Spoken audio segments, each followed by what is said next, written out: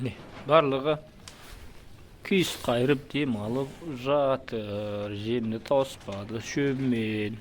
Бұйырса кешке тағы салып қоямыз деп айтты дейді. Родной, бәрінің амалын таптық қой. Бұйыртса қазақтан амал құтылған ба? Міне 2-3 күнге жететін шөп.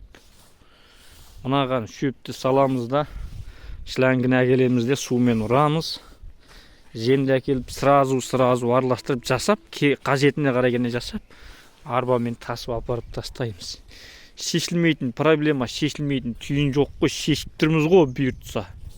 Просто 1-2 сағат артық жұмыс жасау керек та. Нәтиже жақсы болса болды енді. Біздер бастаймыз, бастағасын тастамаймыз. Бұйыртса дәккенса осы шөп біткенше тураймыз. Осы бұқалар жақсы результат көрсетіп шыққанша бағамыз. Сосын осылардан түскен пайдаға бұйыртса жақсылап нәбес саламыз.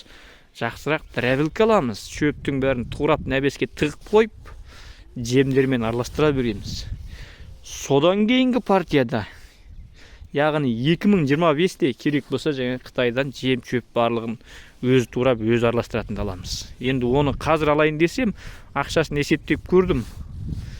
Ол сәл қымбат екен да. Өзімнің айналдырған 20 бұқам соның бағасына да жетпей қалады екен. Просто амалдап 2 айналдырған кезде мен сол нені аламын, алла қаласа. Сол жаңағы жем шөпті өзін саласап, өз араластырылатынды аламын. Соны алу үшін тер төгуім керек болып тұр ғой, бейби. Жекичандар, қалай түсінесіңдер, өздерің біліңдер. Просто мен алған бетімнен қайтпаймын. Бұйыртса, алла қаласа, бірге жетеміз. 1,5 жыл күтіңдер мені.